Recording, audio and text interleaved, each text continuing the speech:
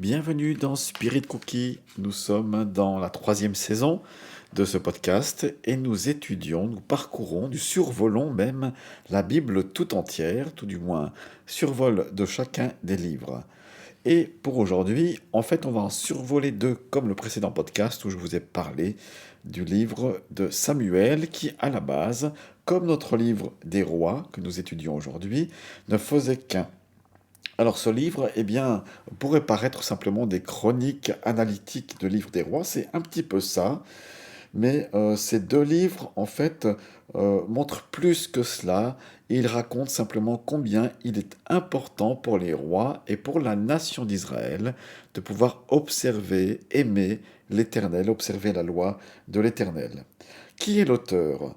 Eh bien, la traduction juive attribue la rédaction de ces livres à Jérémie, le prophète. Mais voilà, il y a certes un style similaire au prophète, mais ce n'est pas tout à fait avec une pleine conviction qu'on peut l'affirmer. En tous les cas, c'est une personne qui peut-être est en tout cas versée dans les Écritures, ça c'est sûr. C'est une personne qui est attentive aussi aux prophéties qui ont été données dans l'histoire pour Israël et qui est capable de dire là, jusqu'à 12 prophéties ont été rigoureusement accomplies dans les temps du livre des rois. 12 prophéties antérieures. Voilà, l'auteur est certainement quelqu'un qui connaît la tribu de Juda et qui en est issu. Ce livre ou ces livres couvrent une grande période, 4 siècles, rendez-vous compte, on va de 970 avant Jésus-Christ jusqu'à 538. Lorsqu'on lit l'Ancien Testament, il y a quelque chose d'important qui est à retenir, c'est qu'à un moment donné, les tribus d'Israël se séparent, se disputent, surtout pour des questions d'ordre spirituel à la base et d'adoration de l'Éternel. Et ces tribus se divisent et c'est ce qu'on appelle le schisme. Il y a d'un côté les tribus du nord, ou le royaume du nord, et de l'autre il y a les tribus de Benjamin et de Juda, qui forment donc voilà, les dignes descendants de David. Il y a beaucoup de dates qui sont mentionnées, la durée des règnes, les dynasties des rois d'Israël à ce moment-là. Et donc voilà, si vous êtes un petit peu entre guillemets gossip, hein, on découvre de l'intérieur comment la royauté se vit. Alors, alternativement, dans le livre des rois, on passe du royaume du nord à celui du sud, du royaume de Samarie, de la ville de Samarie à Jérusalem. Voilà, il y a une alternance comme ça de rois et on raconte de cette manière l'histoire d'Israël parce qu'on ne veut pas séparer et accentuer le schisme. Il y a 22 rois qui sont mentionnés, incluant David et Salomon, et leur règne pour les tribus de Juda, pour oui, les rois de Juda, s'étend sur 345 ans. Et pour le royaume du Nord, il y a 19 rois d'Israël, avec 9 dynasties, qui s'étendent sur 210 ans.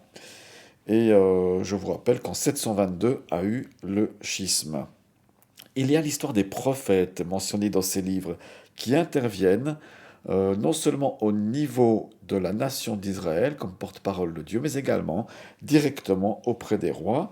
Les deux prophètes principaux sont Élie et Élisée, mais il y en a d'autres qui sont mentionnés. Pourquoi avons-nous ces livres? Eh bien, je dirais comme les précédents, ils nous enseignent. À chaque fois qu'un roi ne suit pas l'Éternel, ne désire pas lui obéir, eh bien, il s'ouvre favorablement aux idoles et il se ferme à l'Éternel.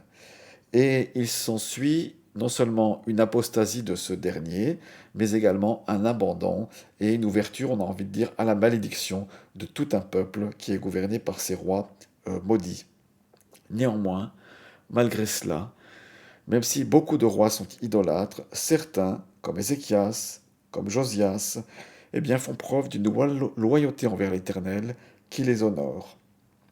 À travers tout cela, nous voyons bien sûr la fidélité de l'Éternel, mais aussi un avertissement, comme quoi l'obéissance à la loi de Moïse amène prospérité et l'inverse, bien sûr, la désobéissance amène la pauvreté.